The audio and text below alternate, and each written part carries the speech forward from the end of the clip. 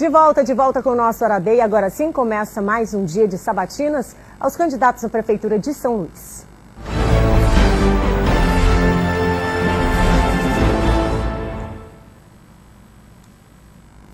E fechando a primeira semana de sabatinas aos candidatos à Prefeitura de São Luís, o candidato de hoje será Bira do Pindaré.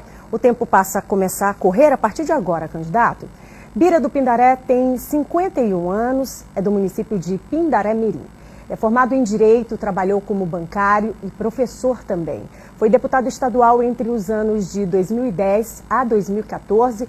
Atualmente está no seu primeiro mandato como deputado federal pelo Partido Socialista Brasileiro, o PSB. Seja muito bem-vindo, muito boa tarde, candidato. Boa tarde, Kate. É um prazer imenso estar aqui com vocês. Muito bem. Então, você já conhece. Muito bem. Então, falando do que já existe, nós temos transporte público, temos uma licitação em vigência, mas que a própria população reclama muito sobre os serviços oferecidos. Existem cláusulas contratuais que ninguém consegue ter acesso para fazê-las ser cumpridas, né? Objetivamente falando, numa gestão sua, transporte que não oferece uma linha satisfatória, que vá de encontro a essa população, estou falando da periferia, que é quem mais sofre, à noite para poder ir pegar esse ônibus, porque sai muito tarde do trabalho. Como fazer tudo isso funcionar? Já existe. Como fazer tudo isso funcionar efetivamente, candidato? Primeiro, nós temos que fazer a revisão desse contrato. Foi um avanço importante da atual gestão, conseguir fazer a licitação, que foi tema de debates em eleições passadas, mas agora nós temos que dar o passo seguinte. E o passo seguinte é a revisão desse contrato para garantir direitos efetivos para a população. O direito de ir e vir tem que ser assegurado. E nós precisamos mexer, colocar o dedo na ferida, que ninguém quer tocar. Quando se fala de sistema de transporte, só querem falar de terminal de integração, que eu defendo, eu acho que eles devem ser requalificados, inclusive, ampliado para algumas áreas, como a área Itaquibacanga, a zona rural. Mas eu entendo que não é apenas isso.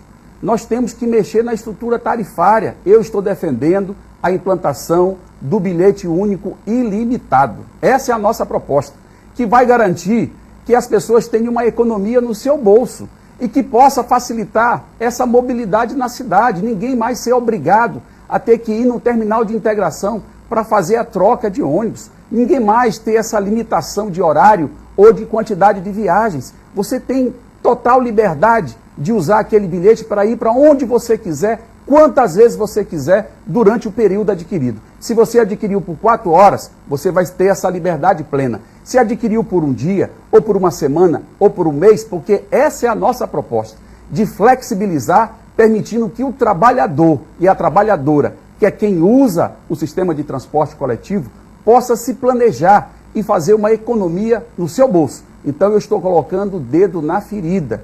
E para colocar o dedo na ferida tem que ter coragem, porque nós sabemos o peso daqueles que são donos desse sistema de transporte aqui em São Luís do Maranhão. Vamos ter que mexer nessa estrutura para garantir o direito de ir e vir da população de São Luís com dignidade, com segurança e com acessibilidade. Agora, candidato, quando o senhor fala sobre mobilidade, que é um tema muito discutido, mas que é um tema que, de fato, merece uma atenção muito especial, sobretudo a gente está falando de milhares de pessoas que dependem, né, desse transporte público. Quando a gente fala de mobilidade, muitas pessoas vêm com a possibilidade de criação de ciclovias, mas esquece que a própria população, sobretudo os mais necessitados, carentes, quem está lá na periferia, não tem sequer o transporte, né? Não tem sequer a passagem, porque esse mesmo trabalhador perdeu a sua frente de trabalho em razão dos efeitos da pandemia. Hoje, discutir mobilidade, no seu entendimento, na sua concepção como gestor para os próximos 4 anos, passa pela criação mesmo de terminais de integração, na oferta de mais linhas para atender quem está lá na ponta? Como é que o senhor pensa sobre isso? Nós temos que reorganizar as linhas. Os terminais de integração são necessários, mas não para fazer a troca, o intercâmbio entre as linhas, mas para dar o suporte para que o cidadão possa ter um acesso ao sistema de maneira confortável, segura, né? Isso é necessário porque é um modelo que existe em qualquer lugar do mundo. Mas nós não podemos achar que é a única solução, não é. Nós temos que implantar o bilhete único limitado. Eu insisto, já é uma realidade no Brasil, inclusive na maior capital brasileira, que é São Paulo. Por que não se aplica aqui? Por que não se mexe nessa estrutura? Por que não se quer trazer economia para o bolso do trabalhador, que é um dos itens que mais pesa no orçamento do assalariado? É exatamente a passagem de ônibus. Então é preciso que a gente olhe para isso. Se tiver que mexer na base de contrato com as empresas, vão mexer. Hoje é com base em número de passageiro. Eu já defendi lá no Congresso Nacional que a gente mude para base contratual de quilometragem. Então nós temos que rever, inclusive, a base contratual, porque hoje o modelo é desumano. Quanto mais gente no ônibus, mais eles lucram. Então o interesse das empresas, a lógica das empresas, seguindo a lógica do lucro, é a lógica do ônibus lotado. Isso não interessa para nós. Interessa um atendimento decente à população. Mas quero dizer que as ciclovias são importantes. Hoje nós só temos 18 quilômetros de ciclovia em São Luís. Nós defendemos ampliar para pelo menos 100 quilômetros de ciclovias. E nós achamos que no momento em que forem implantadas nos lugares certos, como por exemplo, área Itaquibacanga, zona rural, com certeza a população vai usar a bicicleta como meio de transporte, e isso é muito bom para a saúde e também para o meio ambiente e para o trânsito, sem dúvida alguma.